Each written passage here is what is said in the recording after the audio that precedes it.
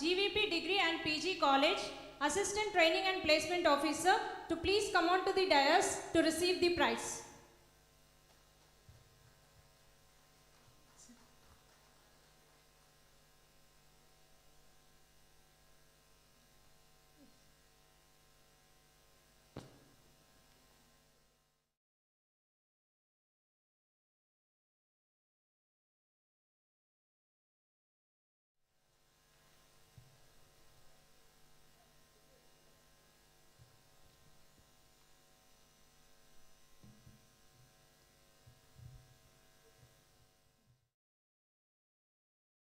Respect and honor, I, D. Rohini, Assistant Professor, Department of ECE, would like to invite the dignitaries onto the dais for the session on Changing Job Market, Impact of AI, Industry Perspectives. I am glad to invite President, Andhra Pradesh Training and Placement Officers Consortium, Dr. B. Veerabhadra Reddy Garu, to please come onto the dais, and I request you to occupy the chair.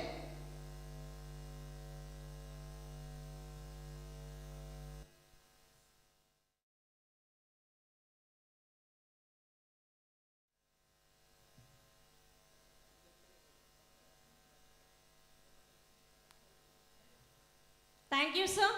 I cordially invite beloved Principal of G Polarity Engineering College, Dr. B. Srinivas Reddy Garu, to please come on to the dais, and I request you to occupy the chair.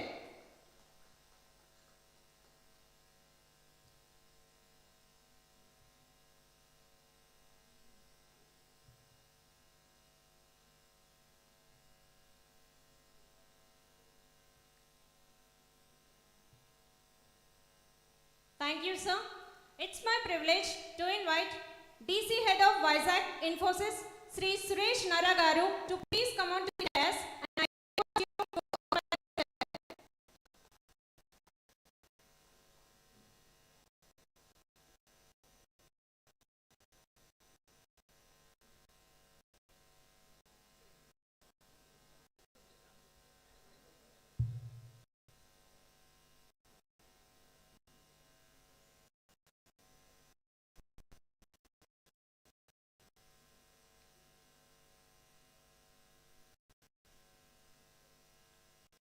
Thank you, sir.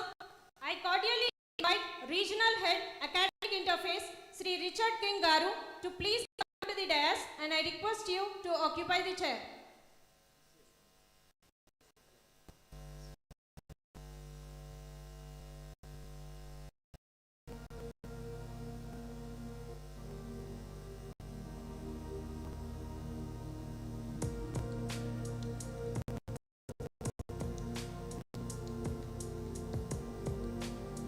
Thank you, sir. I am glad to invite Senior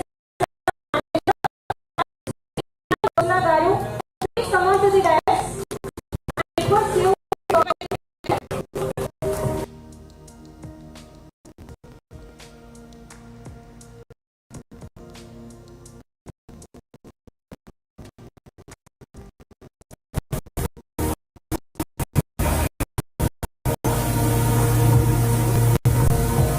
Thank you,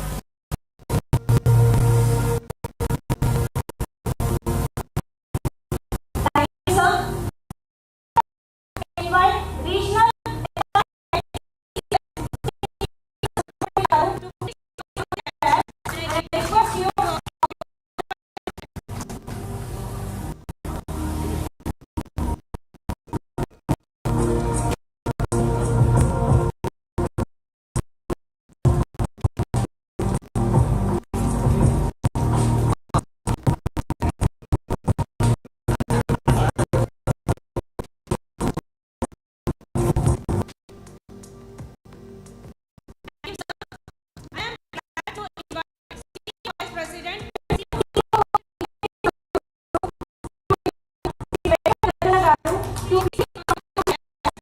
And I request you to occupy the chair.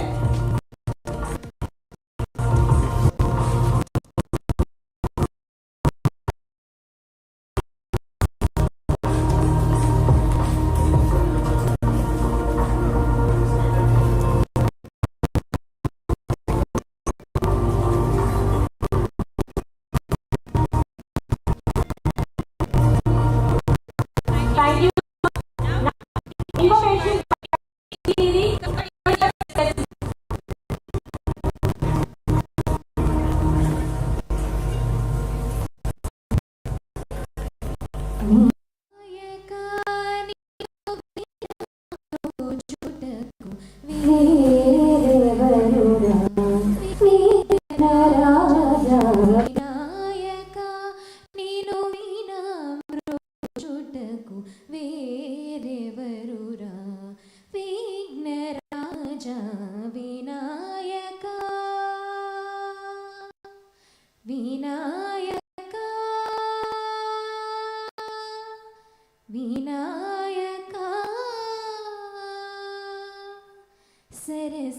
सरसीरुहारु मानस चरण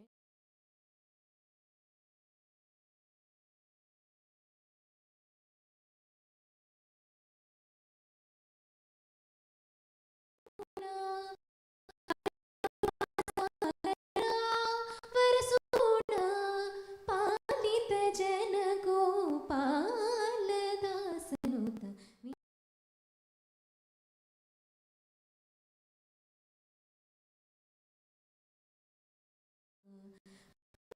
राजा Vinayaka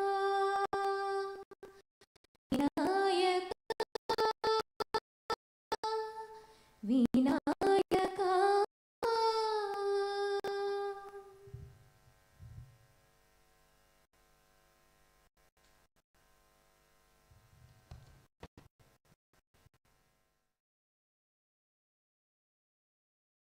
Of our esteemed speaker, Mr. Suresh Naragaru, Group Project Manager.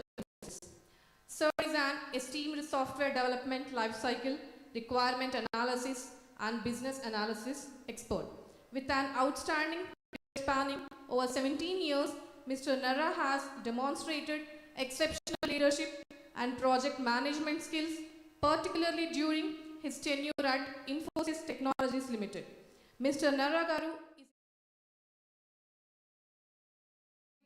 from the he brings a wealth of expertise to the table with his proficiency in SDLD, requirement analysis and business analysis, which has been instrumental in driving successful project outcomes and ensuring alignment with business objectives. With this brief introduction, I thank Mr. Suresh Nagaru for being with us, and I would like to invite Sir to the gathering.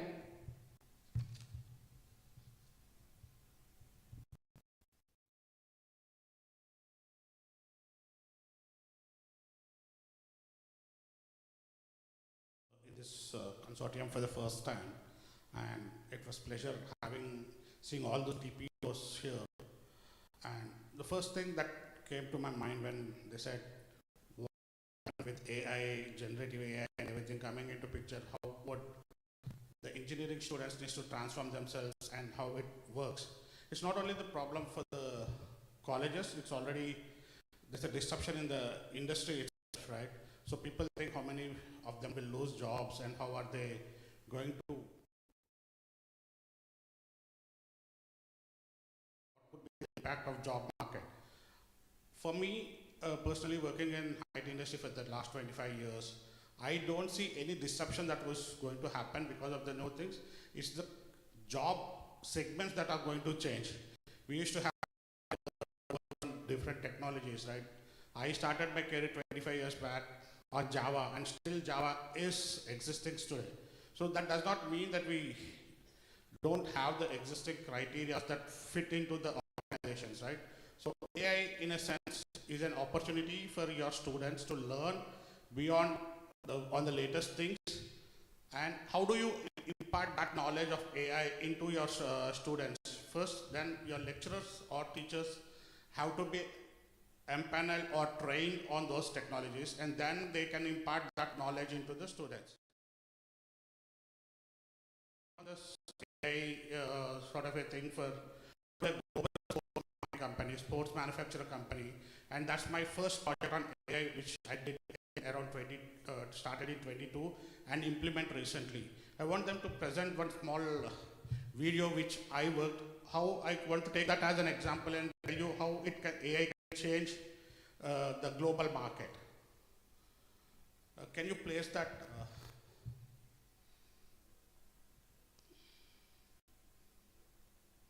Yeah.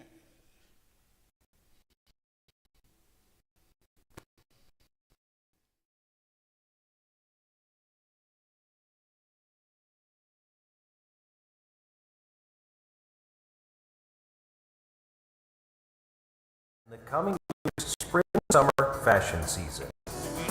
She hopes to sell around 10,000 units of the jacket at $99 during the season.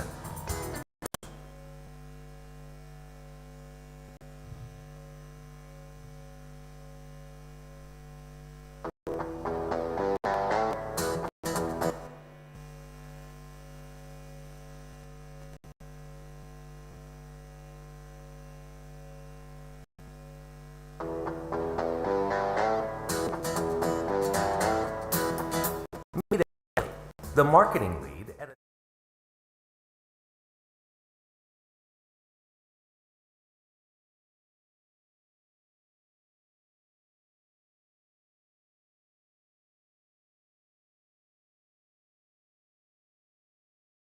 She targets costs to be below $40 to net a $59 profit on the jacket. She discusses jacket design with the company's lead designer, who materials that would be just perfect to bring the jacket to life within Ashley's cost target. Impressed with her design, Ashley gives her the go-ahead to design it. The designer spends the next month carefully researching and selecting the right materials to meet the cost targets. She creates a final design and impresses Ashley. She then discusses her plans for the jacket with an experienced production operations lead. She tells Ashley that the materials she plans to use are in high demand and difficult to procure at the target cost. Ashley goes back to her designer, who looks for alternative materials to optimize cost. A couple of weeks go by, iterating with the product operations team, acquiring quotes from manufacturers, and forecasting cost and production timelines. It's 2 more weeks before the designer produces the final design with new materials and within Ashley's cost target. Next, the productions lead picks the factory location, factors in corresponding, optimizes the design one last 8 to 10 weeks go by. This long and tedious process adds a lot of overhead to product design and development.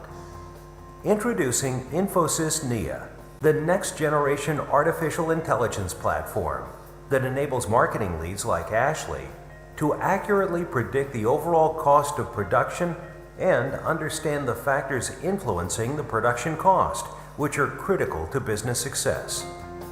Infosys Nia ingests historical cost data, applies machine learning to create a predictive cost model that allows Ashley to accurately predict bill of materials and labor cost for her product. With Infosys Nia's automated machine learning capabilities, Ashley and her team is able to run exploratory data analysis, perform feature transformations, and automatically select the algorithms that produce the best fit model. With Infosys NIA, Ashley and her team can tweak parameters to get customized predictions. This allowed Infosys NIA to recommend the optimal product specs. Ashley's team saw a 50% reduction in product development lifecycle. Overall, the apparel manufacturer sees higher profits due to reduced cost and shortened development cycle, improved employee productivity by eliminating iterations between design and operations. Infosys NIA automate, amplify, and reinvent in new and innovative ways. Infosys NIA, the next-gen purposeful AI. So this is one of the projects that I worked in 2022 for one of a global sportsman. You're saying that 50% increase in the life cycle transformation, right? But if you put this into the entire landscape, right? They used to, from design till it reaches the stores, it used to take 24 months. So the designer has to predict 24 months in advance what is going to happen, what color the kids would try, and other things. So when we put this into the system and we try to, overall the entire landscape, we try to tweak it and come up with a new set of processes, we were able to reduce the 20 months life cycle time to a 4 months period. And that was first implemented for the Japan Olympics. So that's how the transformation happens. It's more, but end of the day, the same team which worked on Java, J2E and others are working on the same thing today, on the same. So it's a learning. New technologies help my team to develop this on the AI platform. So this is something we need not fear about jobs, we lose jobs or anything. It's the transformation that needs to be done, and that transformation helps them by learning the new technologies into this.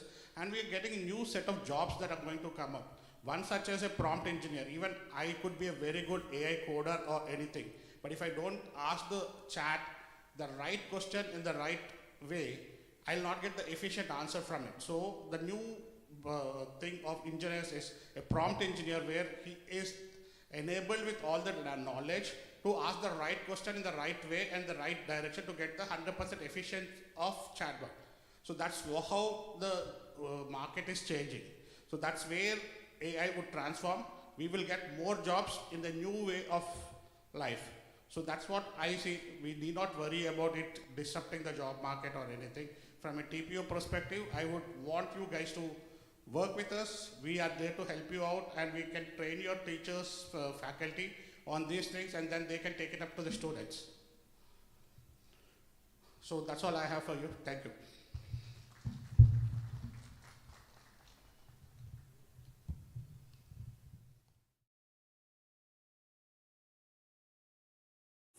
We are pleased for sharing valuable information on the impact of AI and its opportunities among us. Now, it's my privilege to introduce Richard King Chetragada, a distinguished leader with over 30 years of experience in IT consultancy, notably with Tata Consultancy Services (TCS). Richard has held pivotal roles such as Global Delivery Head and Country Manager and Director of TCS Malaysia, where he played a crucial role in establishing and expanding operations.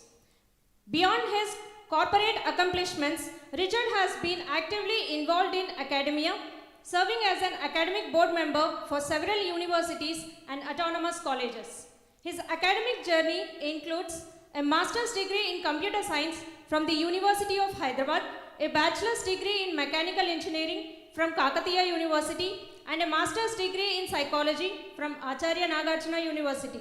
With his wealth of experience and academic background, Richard brings a unique perspective to every endeavor. Please join me in welcoming Richard as we delve into his inspiring journey in IT consultancy and academia. I cordially invite the gathering.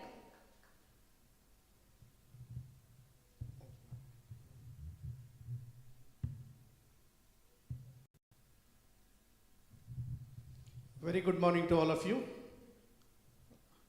And first of all, congratulations to the entire team, the core team and entire team for putting this huge program.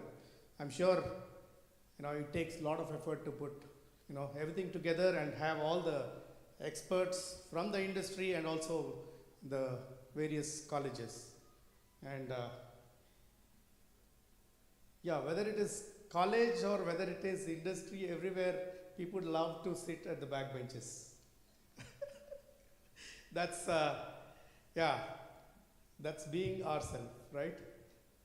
And yeah, so 30 years back, one guy was going, in the airport, carrying two big suitcases, and time and again he was looking at his watch and then talking to his secretary.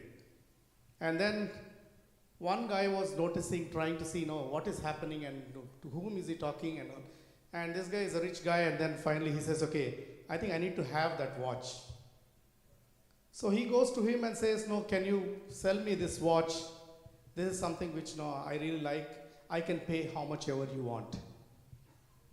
And this guy says, okay, fine. After negotiating, he said, okay, take this watch.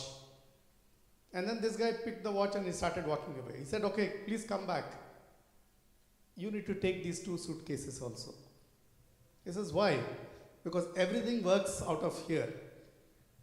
That is how technology used to be, right?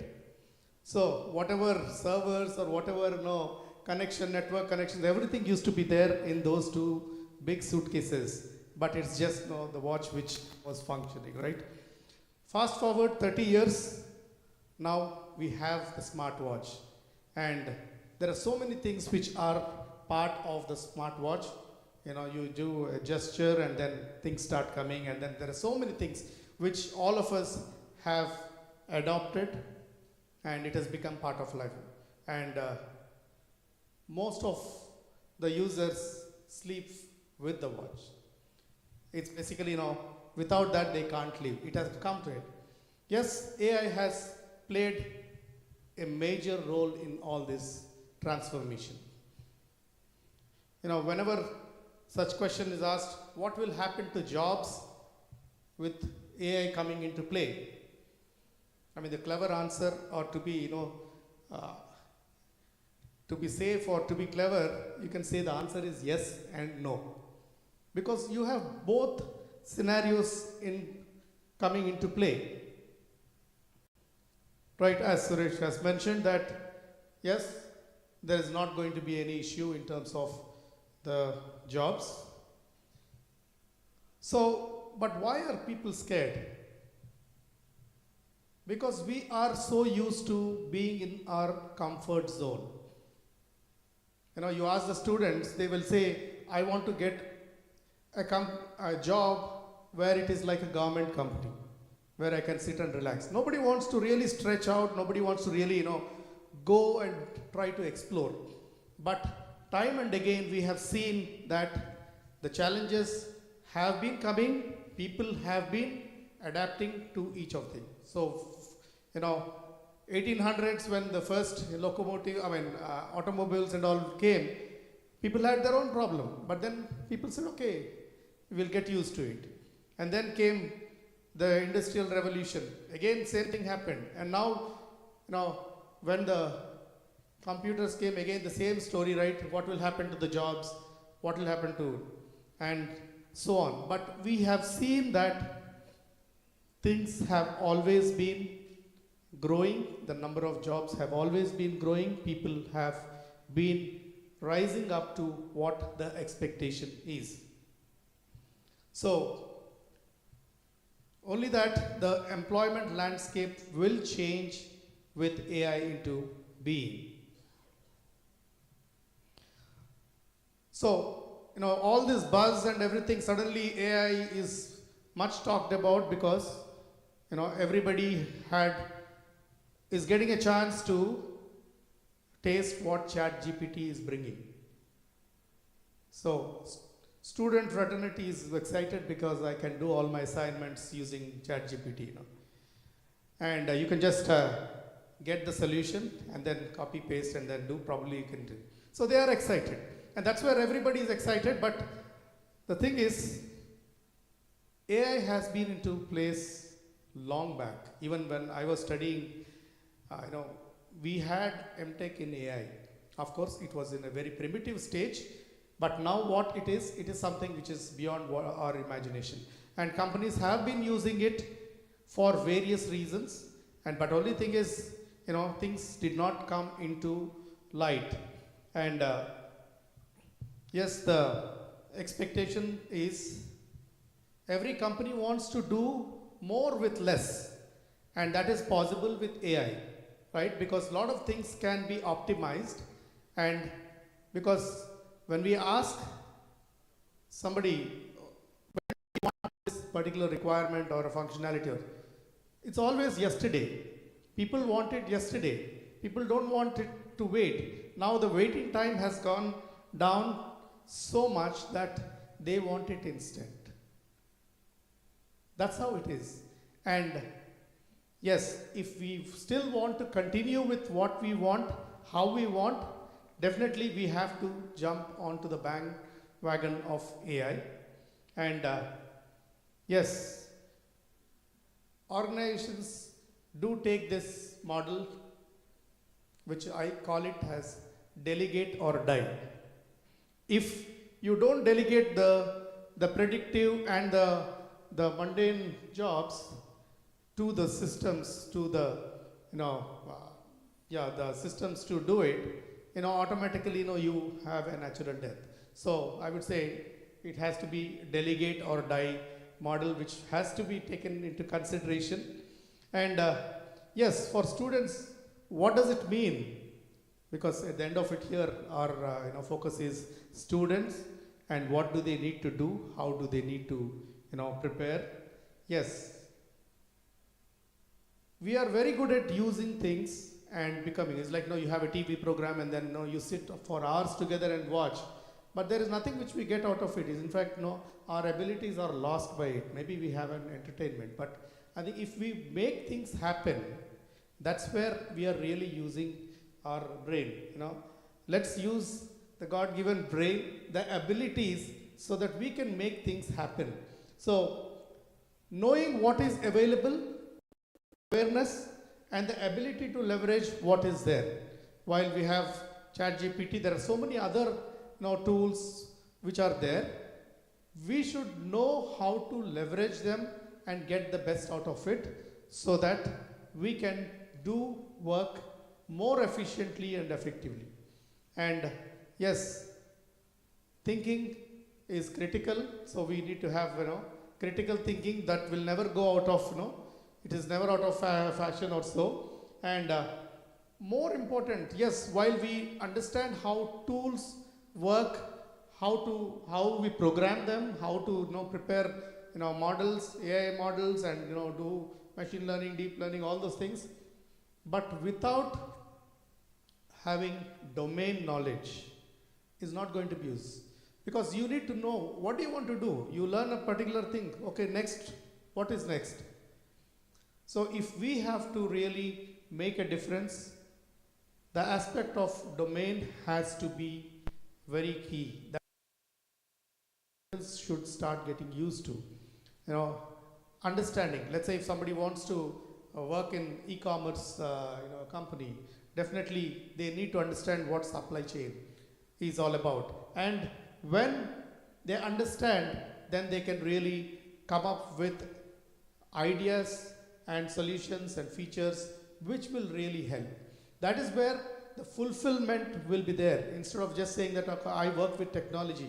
Technology is something which keeps on changing, but the domain is something which is there, which has been there, which is going to be there. And unless we really have this flavor of domain and added with technology, it's not going to be really effective. So I would suggest that whatever be the thing, in whatever form, if students can really get into domains of their interest and target with companies which are in those lines, then it will be an excellent thing for them, because their satisfaction level will be high. They can really make things happen, which will really help the customers. Yes, skilling is the key thing. reskilling and upskilling is must. Whether it is, for us also in the industry, these two things are part of it. If we have to be in the business, we have to continuously reskill and also upskill so that we can deliver solutions and for our customers so that they can be, in their business. Yes, there are quite a number of roles which are there. I'm sure all of you know by now. And one thing is, one of the role is because, see, all this while we were trying to have a problem and come up with solutions. Now with this AI, there are solutions available. So now the thing is, what is your problem? So if we know what is our problem, then the AI can give you the solution accordingly. So, prompt engineer, you need to ask the right questions, right? Unless you ask the right questions, you will not get the right answer. So there are so many things which are there. So the way in which one has to transform so that they can collaborate with the tools and technologies and get the best out of it. Yes, in conclusion, automation, upskilling, reskilling, and change of mindset is required to progress in this increasingly technological advanced world. With that, thank you very much.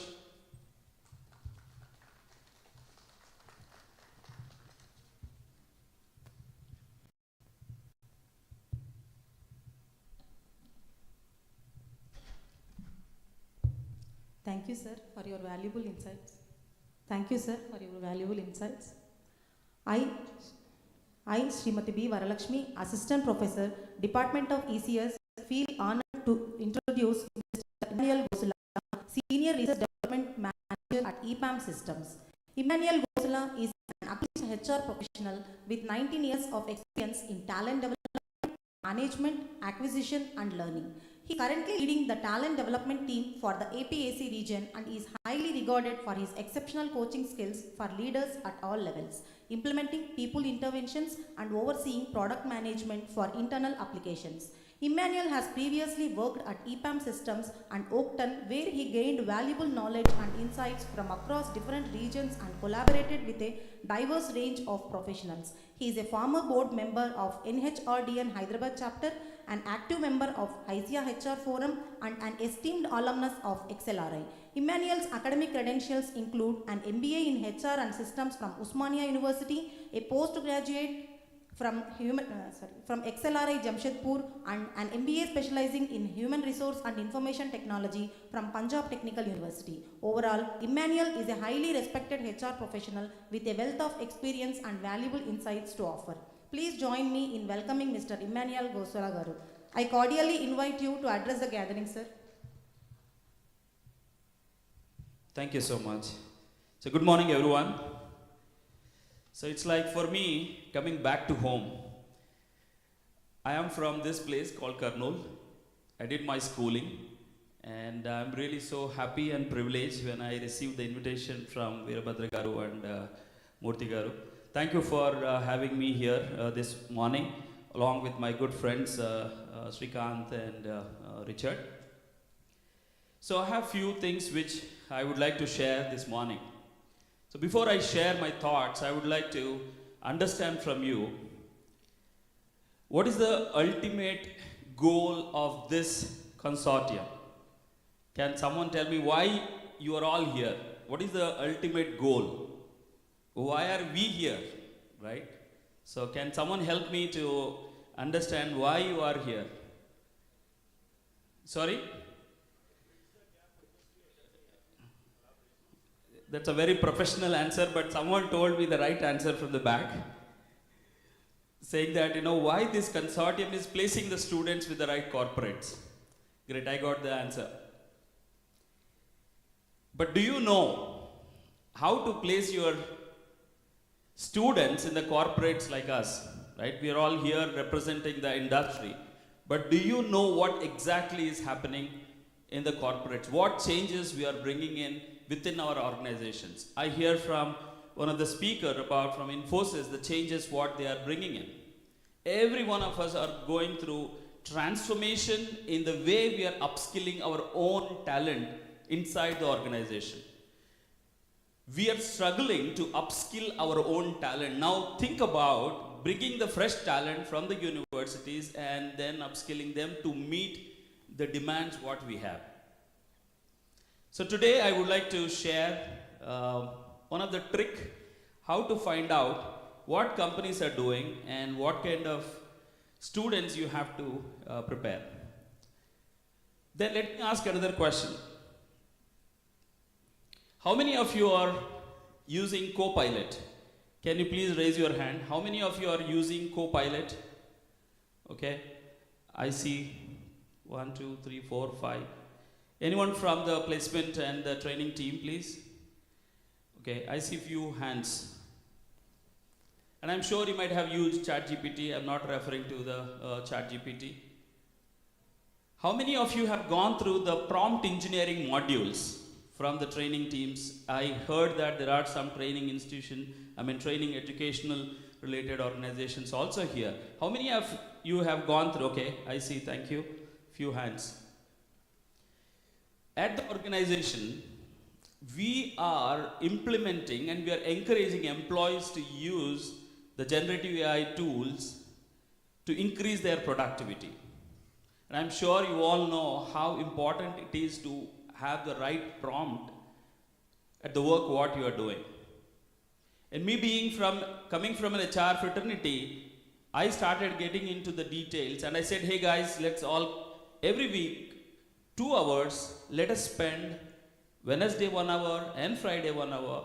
Let's learn what all the new changes which are coming in so that we can talk with the business on how we can help in building the capability and the talent in the organization. So now my question is, how many of you know what changes are coming in with the prompting? Because that is something which is going to change the way how students are going to learn in the college, also when they get into the organization. Now, as I said, I will give you one trick how to find out what organizations are doing. So I would like to prompt you to look at this report, which is again shared by a group called Everest Group. It is similar to Forrester, Forbes. These are one of the renowned in the world who talks about what changes the organizations are bringing in. This report, which is published, I think 2 months back, sometime in November, this is available on the public forum. Now look at what these organizations, so they have done research on 26 organizations, and one of that is EPAM, which I represent. If you see, there are organizations which are on the leadership quadrant, right? At the top right corner, you see on the screen, these are the organizations which have went ahead a step. Now think about how you and your students can prepare to meet the demands of these organizations. This is not something secret, it is available on the public domain. These are the organizations, if you look at, right, you will find EPAM also as one of the leader, which means the changes which are happening because of the demand, what we have with the customer, we need someone who can understand within 3 months.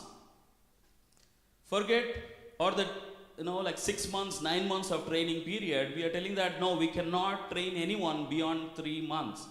The cost of training is increasing because the compensations are also increasing.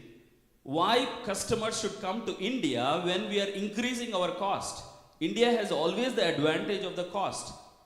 Now when we are increasing our salaries, obviously the training period has to come down. Then how do I get a talent which is pre-trained? That's where we are moving our trainings to the left sides. So the shift left has been the momentum, at least with EPAM, that let's go back to the industry, let's go back to the institutions and tell them that, hey guys, we are not going to look at those fundamentals which you have been training. Now the basics have become mandatory, like how in the previous days we used to look at logical reasoning. Today not everyone is looking at logical reasoning questions. They're directly asking, can you code? Can you code in this language? So things have been evolving. Now we are looking at these organizations. Now, if you look at these organizations, are they prepared to upskill their own talent? Yes, they are prepared. But are you prepared? If you want, you can go through these reports, especially which are produced by these global research firms, which are very, very accurate, and they have been known for their reports, what they have been producing. Because we are one of those leadership in the leadership quadrant, and we know how we have been changing our own talent landscape.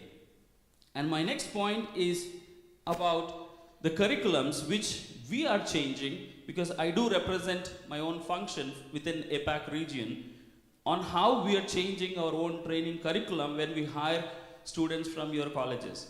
And we have been hiring from this institution also for the last few years.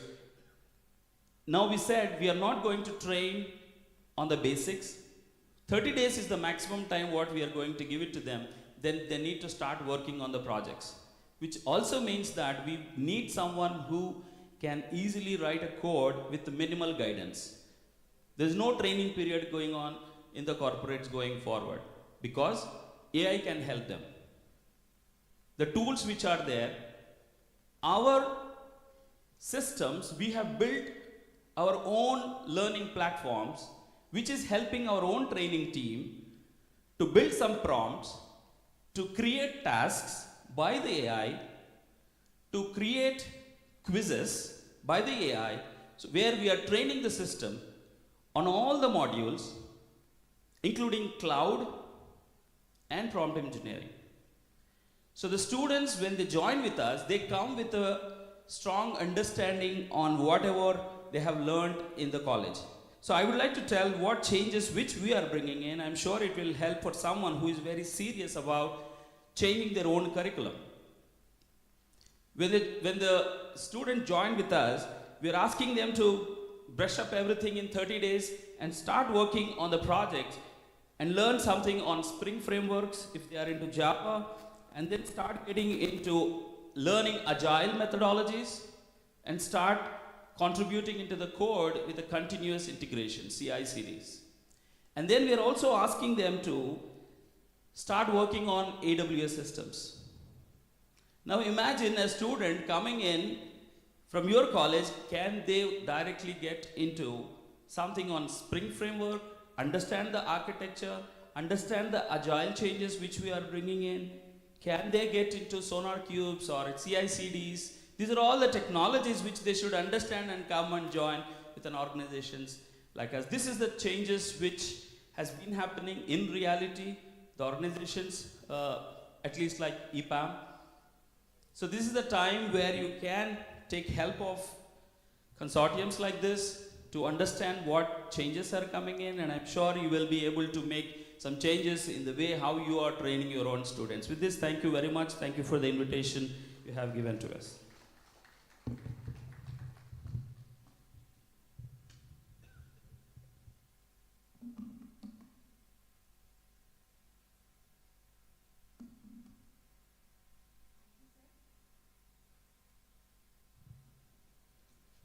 Thank you, sir, for your valuable insights.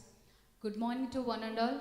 I, Srimati B. Kiranmayi, Assistant Professor, Department of ECS. I am honored to introduce Mr. Saugata Sain, Head Campus Recruitment at Hexaway Technologies. He is an accomplished and distinguished leader with extensive experience in global human resources. Mr. Sain has held pivotal positions at esteemed organizations such as Hexaway Technologies, Encora Incredible, and Huawei Technologies India. As co-founder of FSR International, he has led transformative initiatives on a global scale. Mr. Sain's academic achievements include a master's degree in human resources management from Xavier School of Management and the MBA specialization in human resources and marketing from Usmania University. Now, I would like to invite Saugata Sain to address the gathering.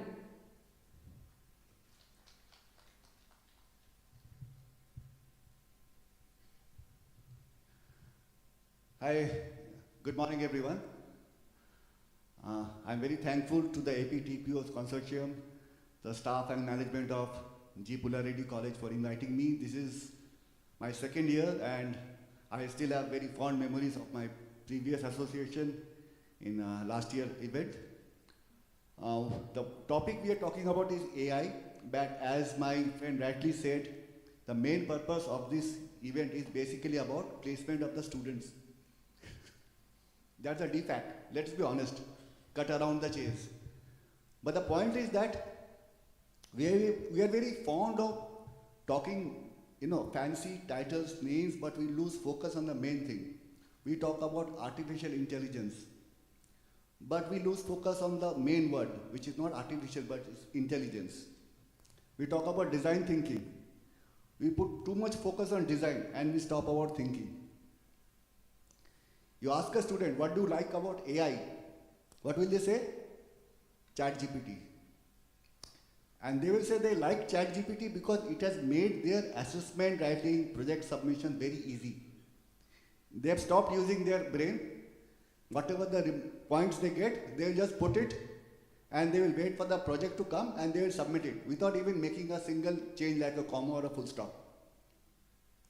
And when you ask them some question which was not directly related to the project, they are stuck. I am very surprised when we ask them some basic questions like, do you have any questions? 30 to 40 students will ask the same questions.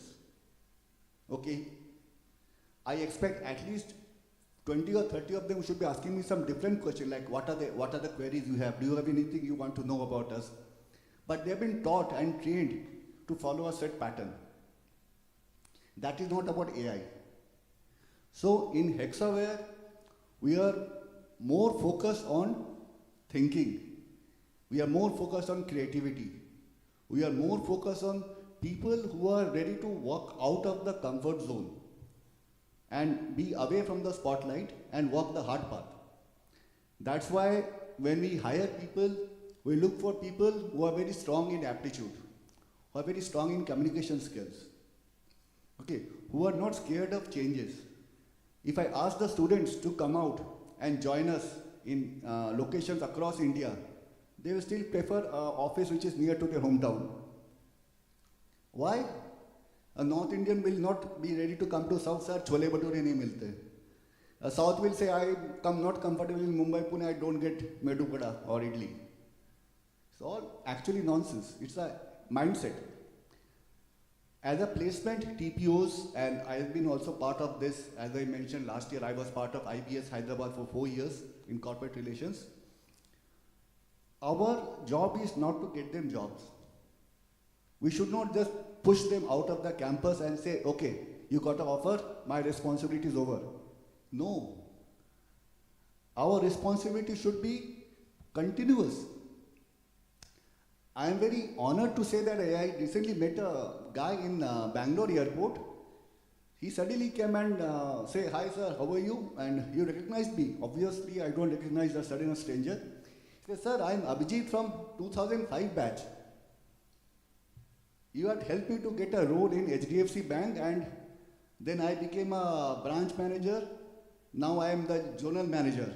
And I want you to thank you because you helped me to think differently and how to crack the interview. That's what we are looking at.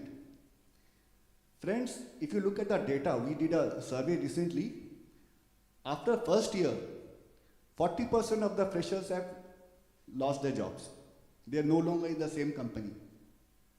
After 2 years, 65% of the freshers are no longer in the company, the same way they joined. And any idea, after 5 years, how many are still there with the same company? Any idea? Less than 5%.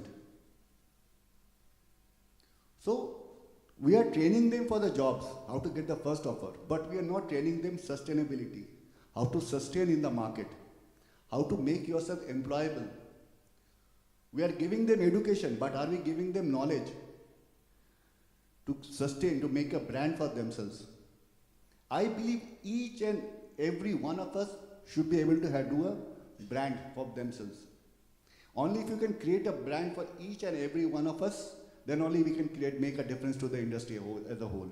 So that is my sincere request to the TPOs and the management that when you are teaching the students, we should not only tell them how to crack the interview, we should tell them how to be successful in the career. Think long term. I met a student in one engineering college in Vijayawada. That student, fourth year student, he has designed India's first nanotechnology for measuring water pollution. India was importing that technology. And he said, sir, I want to set up my own company. He already got a sponsorship from the university in Germany. He got a 12 crores grant from the government of India, MSAP government. So we want such people. Not everybody should be running after an IT job. Mechanical, civil engineers, after 4 years, they want an IT job. Why? I want to go abroad. My father, uncle, chacha, tau is working and we get a cool job, AC environment. Even if I was a civil engineer, I don't want to be in the construction industry. Who wants to go around the dust and smoke and, better. I want to go abroad. So everybody's focus is running after the dollar dream, going to US and Europe, but not ready to do the hard work. So that thought process we need to change, and it is our responsibility to take it up. Okay. And I'm sure we can do that because all of us are aware of what's the big challenge lying ahead of us. Otherwise, we'll keep on, producing lakhs of engineers, but only 40 to 50% of them will be employable. So please give it a thought, and I wish you all the very best. Thank you.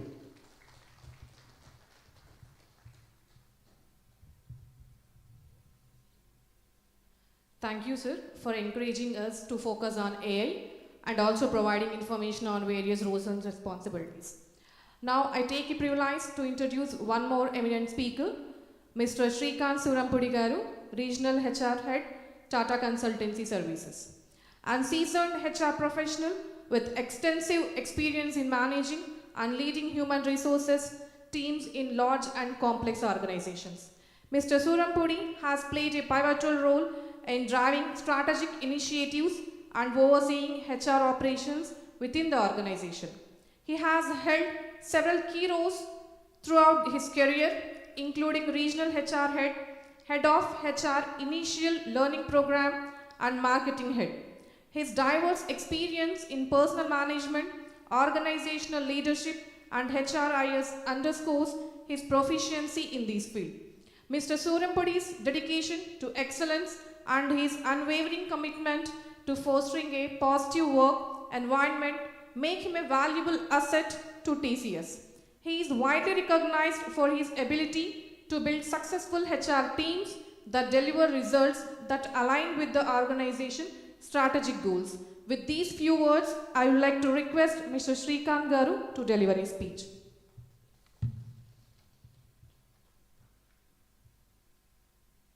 Thank you, ma'am. Good morning, everyone. I had my breakfast, so I'm full of energy. I hope everybody has also had breakfast. Good morning, everyone.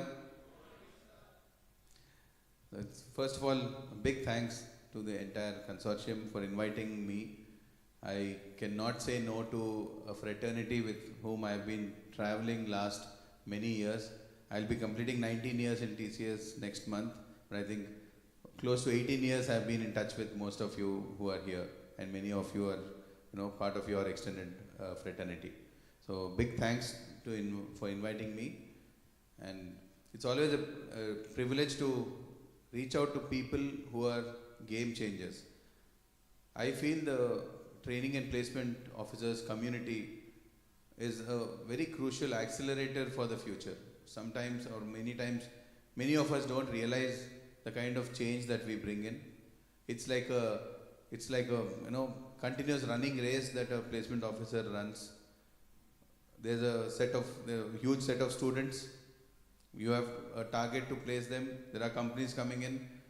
Training will be going on. Then you will be scheduling. Then they get interviewed, selected. They go on. The next batch. So it's a running race that keeps on happening. But I thought maybe we should take this moment to first step back and look at a few things. Number one, I want all of you to give a big round of applause to yourselves.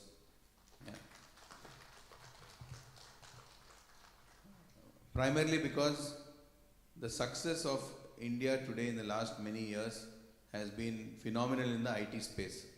And placement officers are very crucial for this difference that is happening. Many of you might be thinking, okay, now one batch is over, now next batch, like what it was just mentioned. It's a batch after batch that you would be thinking, but the impact that you create on each of the students is immense. So let's step back to rewind and see how we have been able to do that. So the first suggestion I would like to make is to realign ourselves by refreshing our memories, because this is a moment to reunite. All of you are friends and also competitors. It's a very unique combination. You're friends from the same region, you're friends from the same locality or community or area, but you're competitors. It's something that is very unique. I know most of my friends over here and in the fraternity, we are all so similar. We are all friends, but we are also competing against each other on various platforms. So just step back to see the common objective that all of you have is to make sure, like somebody said, eventually the proof of the pudding is when you eat it, and that is when you place a student, when you get that number on your board. But the journey doesn't stop there, as rightly mentioned. The journey begins from there. Keeping in touch with a student who reaches out to you at a later point of time to take some guidance, to take some inputs, is what I would really suggest that you should reach out to, reach in life. I'm sure many of you are doing that. I know a few friends whom I know personally who have been mentors and guides for many students. But I would also want to request you that while you're running this race and the pace at which things are happening outside, everybody is talking of AI. 3 years back we spoke about another technology. 3 years before that we spoke about something else. So the pace at which change is happening is very fast. Are we also gearing up for that is a question that I would really request you to ask yourselves. And I'm really requesting the management of the consortium to have a training program for the training and placement officers on what is relevant, what is future. Each of you are experts. It's just that bringing everybody together to realign all of your mindsets for the future, to help you to redevise the programs that are there and the associations that you have with trainers outside. Maybe you can demand what else you would like to have your students to prepare on, because change is continuous and the pace of change is very different. Today, for a student to get jobs, it's like IPL teams out there. An IPL team has the best of various teams into one team. That is how opportunities are outside. Opportunities have always been there, but the level of expectation from organizations is changing. Gone are the days when we would want people to be starting on their training from day one of joining. It is changed, because if you have to be on a particular platform, you have to already raise your bar with your basic skills. And that's where all of you play a great role. I don't have to, reaffirm what you are doing. You're doing phenomenal stuff. But my request is maybe just step back to see where are we, how much are we prepared to guide people for their future. So that's one question I have, because most of you are from the academic backgrounds. Because of this race that you're running, maybe the academic part of you is taken a side step. So please rekindle that and again refresh, because your knowledge, your upskilled knowledge will help the students much better than earlier. So I'll do a small, there's a light that is hitting me, I'm not able to see clearly, but I just want, since all of you are able to see me? Yeah, including the last row. Yeah, so I do this multiple places, but if somebody has already followed this earlier, it's okay. But if you have not, just follow what I'm doing. So everybody just raise your right hand. Not this much, only till here, okay? Right? Turn it. Just the finger. Get it closer. Get it closer. Touch your chin. This is your chin, guys. So in front of you, I've just done a small communication exercise. You're seeing and hearing and listening, but when I'm touching my cheek and saying chin, many of you have touched your cheek as well. So friends, communication is a big, big differentiator. So how much ever technology people pick up, it's the ability to make sure that the person in front of you is able to understand what you're talking. And communication is not always only English. What is required in the industry is the business communication. Unfortunately, students who speak English today, it's a very new language that we are hearing. They think they are speaking English. We are wanting to hear English, but we don't know what we are hearing sometimes. They need to know the business communication part, which is important. Because English is nobody's mother tongue in this country. And tomorrow when the students are going to work in large corporates, it's going to be a global team. And people from Europe or maybe Asia Pacific or certain parts of the world are not even able to speak the English that we speak. So we speaking better communication, business communication differentiates us because we are already making a difference with our IT skills. So kindly keep it in mind that we need to focus on the way people present themselves, because that's where we all know. See, the weak spot that our students have is not new. It's been there for ages. And we are continuing to try to make a difference, but maybe we need to bring in that innovation that was just mentioned, that small creativity, small pockets of changes that you can bring in.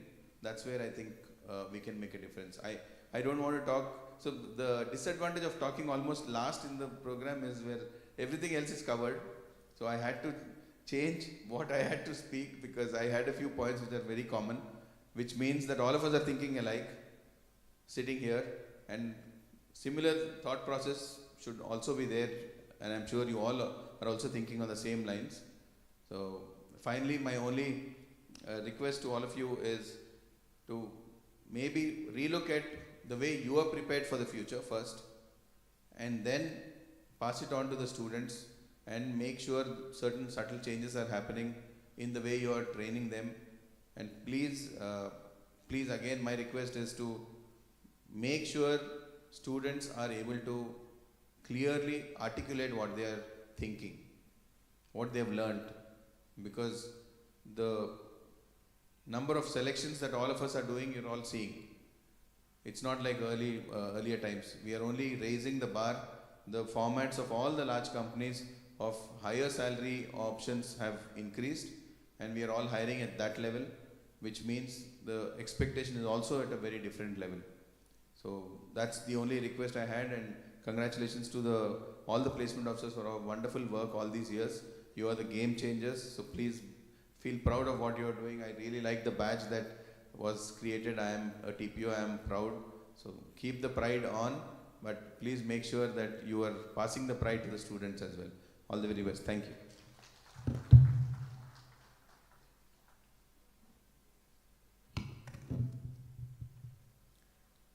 Thank you, sir, for sharing the information on the impact of AI on the community in a broader view for us.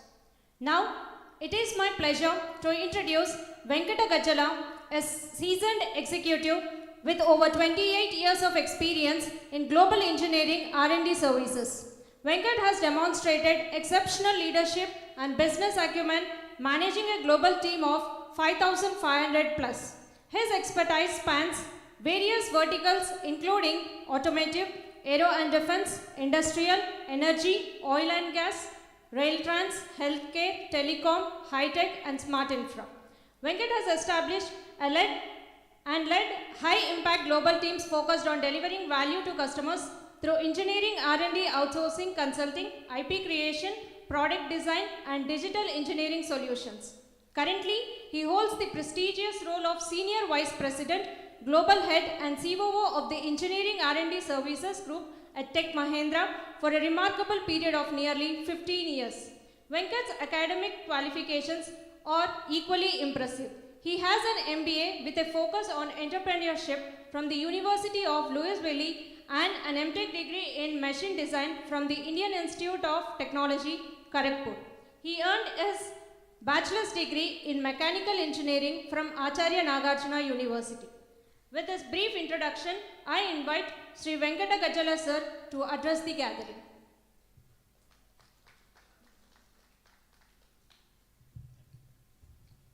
Thank you.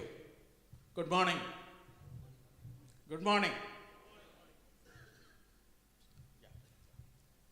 So thank you once again the AP TPO Consortium for inviting me for this gathering. Respected colleagues and the co-panelists who are sitting here and the industry colleagues that have gathered today. I want to touch upon a couple of points. I mean, interestingly, my co-panelists have touched the interesting topics like what is the objective of why we are meeting today, why we are gathering today, and also some of the industry problems in terms of what is the intake and what is the residual of that intake after 1 year or 2 years or 3 years, right? Which is actually a very, very scary and alarming thing. And I also have one more perspective. Probably we got probably too much carried away with the word IT and computer science. I think today if you look at probably our output is more than 50% computer science, in 80% computer science, and without any particular vertical or domain, they would be coming out to the industry. What I mean is, probably they go through only the programming related things, but not connected with any domain, be it on the mechanical side or on the civil or on the electrical engineering, which are core fields.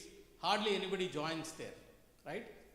To me, probably that is one of the fundamental issues that probably the academia at large has to address today, so that you will have a cross-pollinated experience and a uniform intake in all the disciplines. And also there is a need to transform the curriculum so that they are more up to date in terms of the digital enablement or digital transformation. Because today I don't think anybody is trying to join the core fields, be it mechanical or civil or electrical and so on and so forth, isn't it? I keep hearing, I'm part of a few the academia forums where I keep hearing, nobody is interested to join. That's an unfortunate part, because we have not communicated and highlighted what the core fields bring value to the table. That is one point. Second point I want to highlight is, while I have a small presentation, but I want to change it, to give a bit more perspective. If you look at today, probably our industry, India as a IT export, as a country, we do about close to probably 240, 250 billion. In that about probably maybe 35 billion is coming from the ER&D services, which are core to the core subjects, be it mechanical, electrical, electronics, and instrumentation and so on and so forth. And there is some digital where all of us are doing, the companies like EPAM and others are mostly centered around the digital engineering or digital transformation companies, right? So that is expected to be about 400 billion, and the ER&D spend or the ER&D exports are likely to be from India alone are likely to touch 100 billion. So that means 1/4 at least will be related to engineering, core engineering subjects, right? So we expect that that transformation to happen in the next probably 5 to 7 years. You can see the statistics that the NASSCOM publishes, and those things are very, very evident that the ER&D spend is increasing year on year, and the number of captives or the GCCs that they call are tremendous, right? And so that is actually testimonial, the amount of engineering activity that is happening, right? The reason why I'm highlighting is, by doing this diversification, by doing this transformation of some of the core subjects which are neglected, you will be able to place and make them more employable. Not that they will not learn some of the IT skills. They will have the core skills, plus they will have the IT skills to be a better better employable and well-rounded engineers, so to say. Okay, that's what we have noticed. And another point that I want to highlight and table is how do you leverage, I mean, that is probably the topic of the consortium or the event, is in terms of how do you leverage the technology to bring people more inclusive and then make them employable. At the end of the day, that is the core purpose of gathering here, and then try to understand, and each one of you have that ultimate goal. At the same time, on the other side, at the receiving end, we, the industry, has the same expectation in terms of the kind of standards and the kind of the quality of the engineers. And Mr. Richard was talking about, I mean, the amount of training that we can impart will be a challenge. I mean, beyond 2-3 months, I don't think, I mean, we will be able to do training because of the cost involved and the time pressure in terms of putting people into projects. Then the only way is, I mean, how the academia is able to take that load, and with the collaboration from the industry.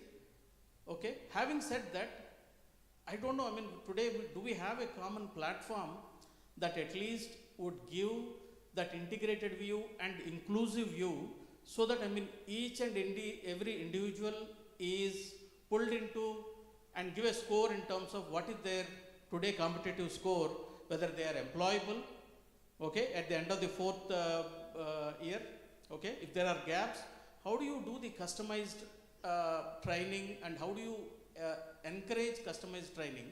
And today, if you notice, I mean, there is a lot of pressure that one would go through in terms of the social media. How do you do the same?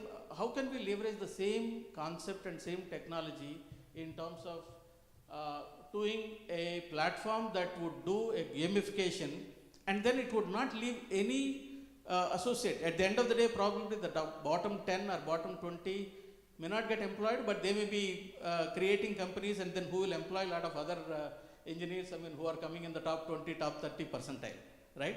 But nevertheless, I mean, how do you make this customizable and an inclusive platform so that, I mean, it would help each and every engineer and create that positive pressure? Today, in my mind, probably that platform is not there, or even if it is there, maybe, I mean, it is in probably 1 or 2 organizations, they are leveraging it.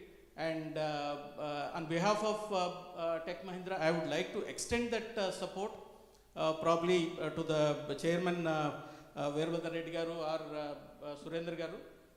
If you give probably 8 to 10 people, 10 good students, I mean, I'll be able to help and guide them and create that platform.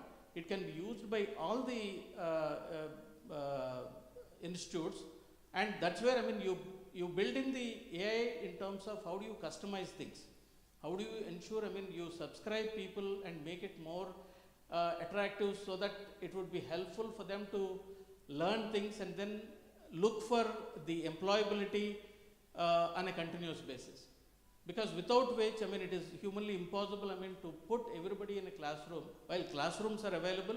And today, with the power of the social media and the information that is available, is tremendous. But are they using it? I doubt. I mean, how many of them are really using to learn and then get employable? And how many of them are really subscribing to some of the edtech sites to get employable? Though a lot of us are even offering free. But the only way is, I mean, you have to create that sense of peer pressure, so to say, and create that excitement, without which probably they will be lost. And if they lose that window of that 4 years in the college, I mean, they would not probably learn much. And that is my submission to the consortium, where we will be helpful. Because, by the way, I mean, as a Tech Mahindra, have a similar platform. I mean, I'm skipping all these things. This is all covered in some form or other. And so the essence is, I mean, how do you create a customizable platform that can be used by across the institutes, and then create that positive mindset? And being in the academia, you will get a lot of things in terms of the licenses, or even some of the material at a very, very throwaway price, so to say, right? So let's leverage that and let's create it, and it is going to be a kind of a crowdsourcing platform where you will, each and every student will have their competitiveness score and how to bring them to the same table, and then give that competitiveness. Are you falling in the what percentile? Are you falling in the top 20%, 20th percentile, or are you falling in the 60th to 70th percentile? And within probably 4 to 6 months, we will be able to make this platform robust. As more and more people start using it, I think you will get more data. That is what is actually the feed to create those AI-enabled personalization and AI-enabled gamification, right? So all the AI, I mean AI you cannot leverage without having the base data, right? You need to have that fundamental data to create those algorithms or to create that business logic, right? So that is my submission for this forum, to create that, I can call it as, I mean, I somewhere I think mentioned it as a Hawkeye. So you can use it as a Hawkeye for the entire AP to begin with, and it can be extended because it's only a platform, and it can be scalable, and it is a cloud-based application that can be built to help the students for a long-term benefit and advantage. Okay, that's my submission for this forum. Thank you. Thanks for inviting me for this wonderful gathering.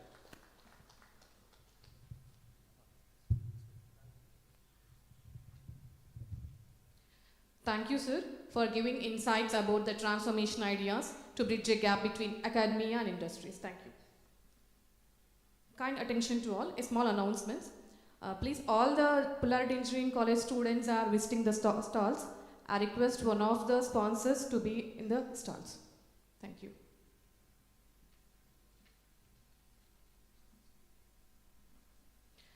Now, I thank all the dignitaries for addressing the gathering by sharing various industry perspectives on the impact of AI, opportunities, and giving broader view among us.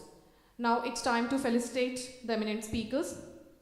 Firstly, I would like to request Dr. B. Veerabhadra Reddy Garu, President, AP Tpos, Dr. B. Srinivas Reddy Garu, Principal G. Polarity Engineering College, Sri Satyanarayana Garu, Director and Placements, SRKR Engineering College, Bhimavaram, to felicitate Sri Venkat Gajjal Garu.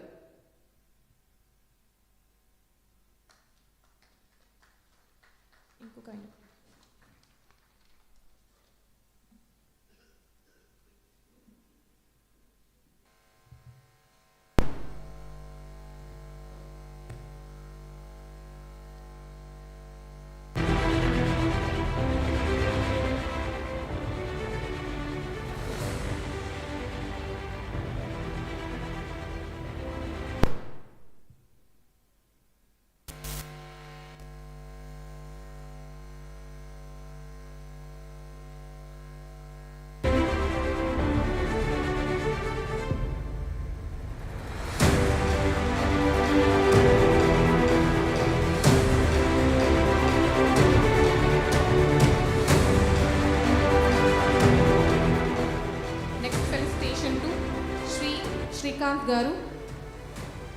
I request Sri Murlidhar Reddy Garu, Ashoka Men's College, to join.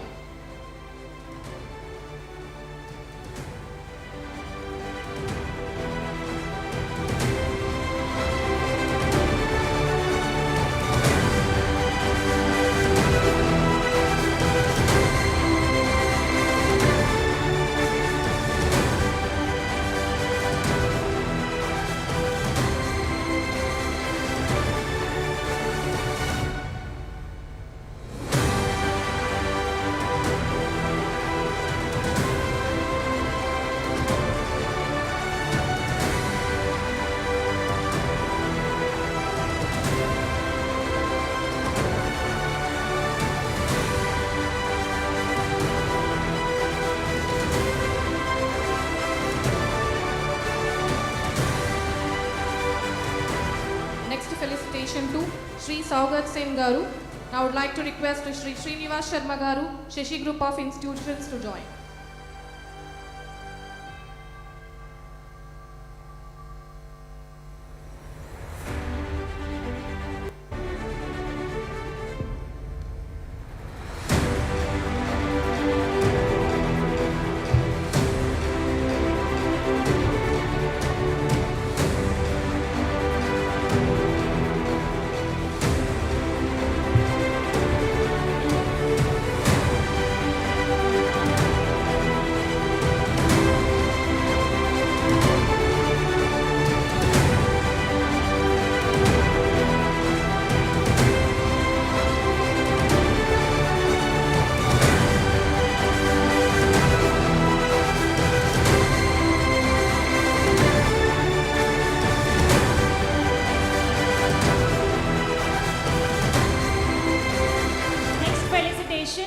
to Sri Emmanuel Gosala Garu, and I request Sri Mohan Reddy Garu, Director, Placement Officer, SV Engineering College, Tirupati, to please join.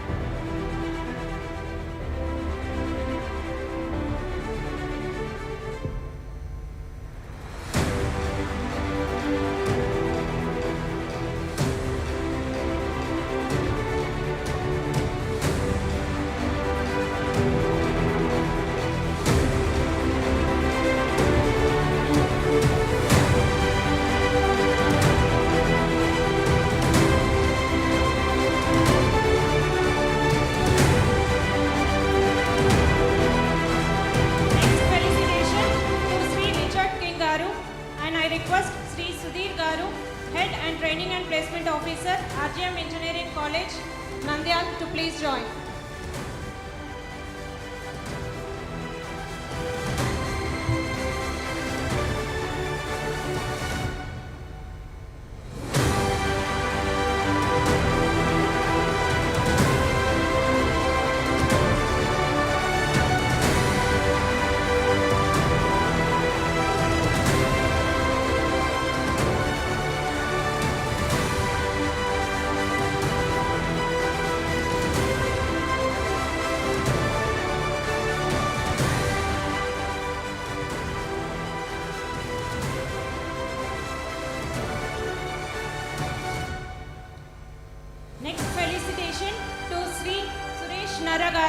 And I request Sri Vamsi Mohan Garu, Director, Training and Placement Officer, PBR, Vishwodaya College, Kavali, to please join.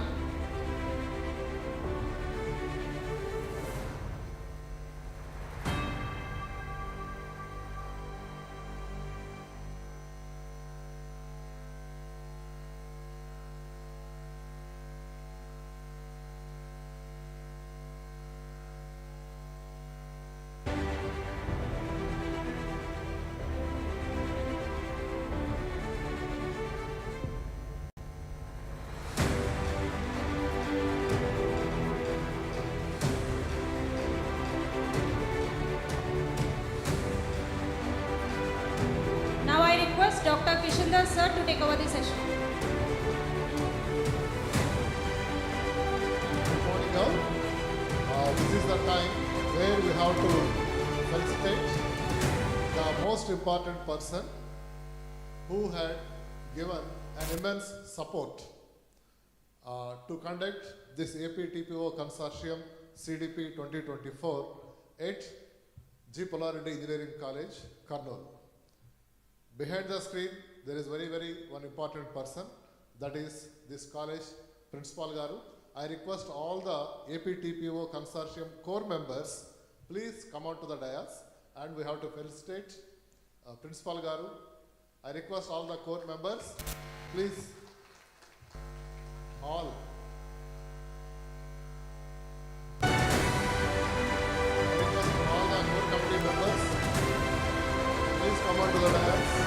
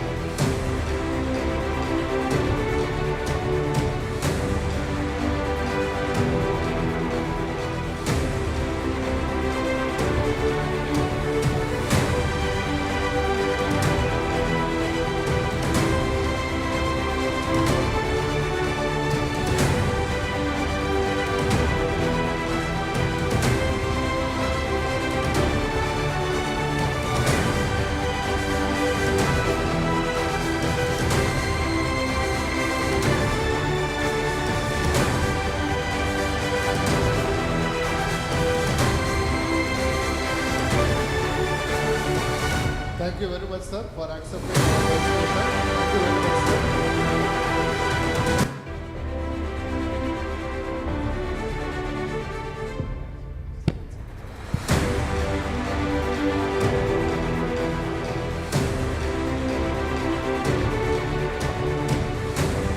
Now I would like to invite Shri Vijay Marthi Babu Garu, Honorary President, AP Tpos Consortium, to propose the vote of thanks. Thank you. All the stalwarts that are on dais, Mr. Kishore Narra, DC Head, Vishakhapatnam Infosys, Mr. Richard King Chatragadda, Regional Academic Interface, TCS, Mr. Emmanuel Gosula, Senior Resource Development Manager, EPAM, Mr. Saugata Singh, Head, Campus Recruitment, Hexaware, Mr. Srikant Surampudi, Regional HR Head, TCS, Mr. Venkat Gajala, Senior Vice President and COO, Engineering Services, Tech Mahindra, our dear Dr. Veera, current President of AP Tpos Consortium, and Principal Sir, and my fellow academic fraternity, training and placement brethren, the sponsors, representatives of various training and assessment firms, and companies that are helping academic world to enhance what we do in our day-to-day life. I wish each one of you a very warm and good morning.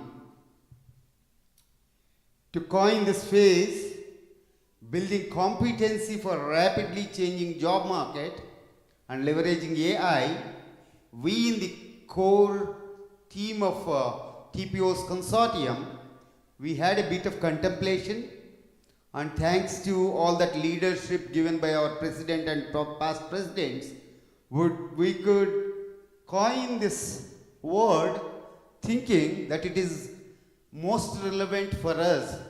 See, each year we all gather and there has to be some takeaway for each of the TPO when we go back. As the name suggests, is a capacity development program, and we need to go back, invigorated with enhanced skills. That was the idea behind coining this program. And I also can relate in my previous assignment when he was hitting on the bullseye, when Amy was speaking, he was speaking actually very pragmatic things that HR faces in the industry. Suddenly we find in the research group that a set of people are moving over to bench as one of the projects is coming to closer. And the people that are working there happens to be the ones holding the technologies. The competencies are legacy technologies, something like Java, somebody knows only Python.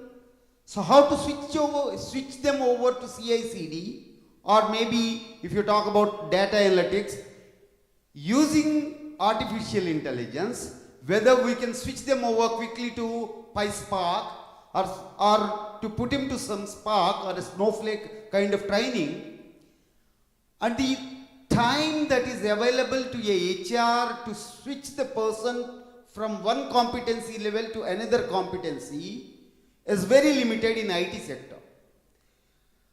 Venkat was right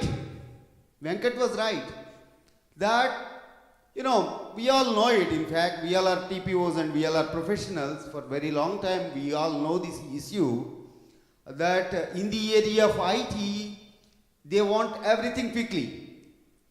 Switching over time, the lead time they call it, should be very limited. Whereas when it comes to core engineering, we don't ignore them, sir. But core engineers are like old wine. As they get older, their cost is more.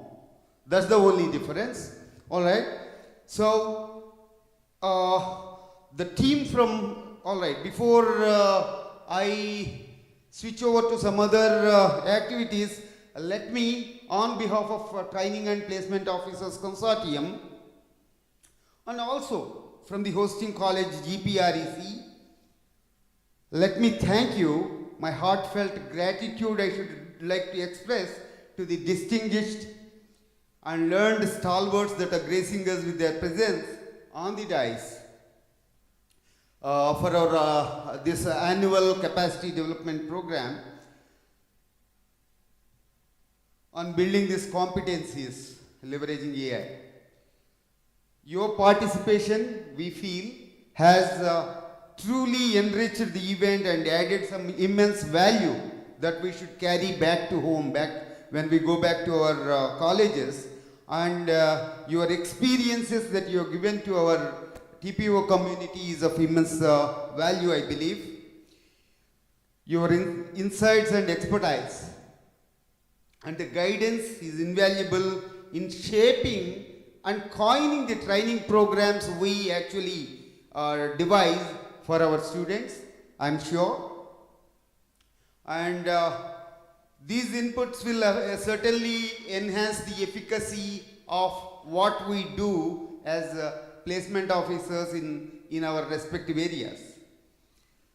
The illumination that you have given and you provided by lighting the path that we take in day-to-day activity undoubtedly will have lasting impact on our professional growth. Your presence has actually reinforced the faith, the trust that we had on cooperation. Actually, a word about cooperation I would like to throw here.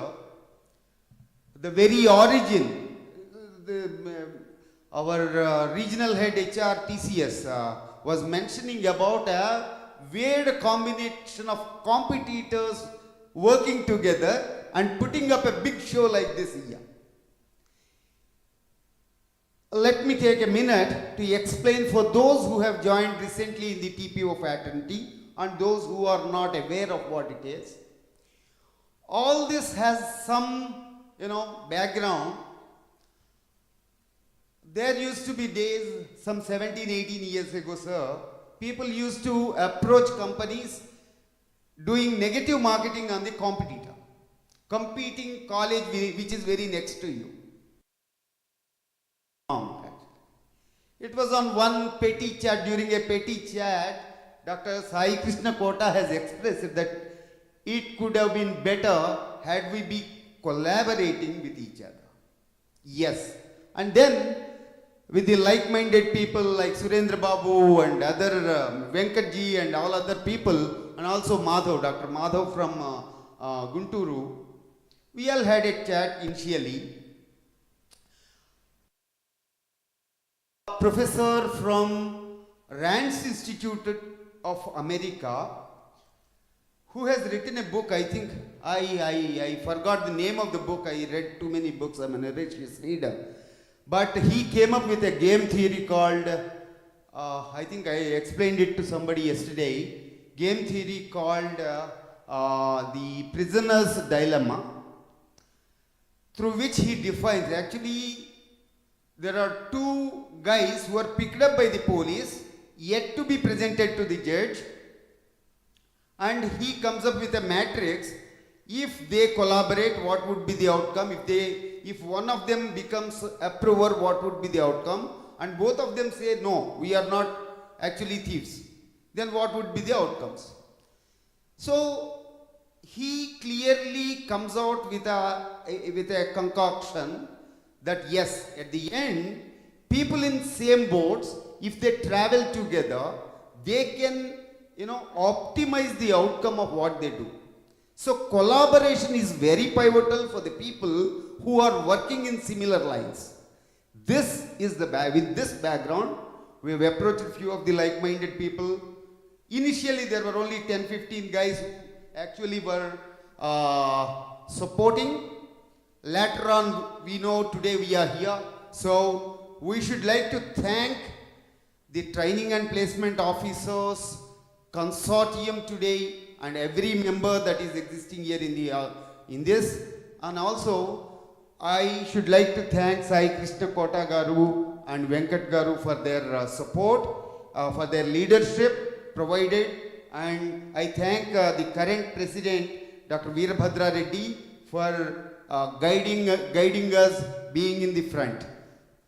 I should also like to thank the team from South, whether it is Dr. Vamsi or Kishandar or Dinakar or why naming one, all those from southern wing of the Tpos Consortium, they have worked very hard to see that this event is happening in such a grand manner.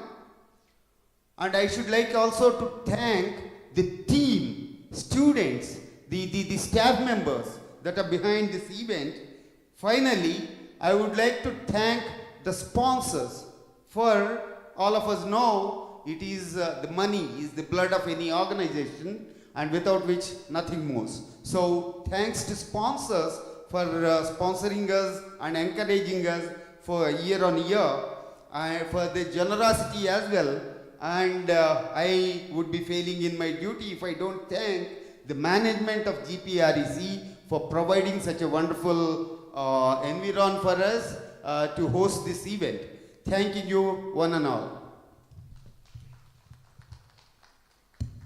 A small announcement. The next session we have is by Dr. B.V.R. Mohan Reddy.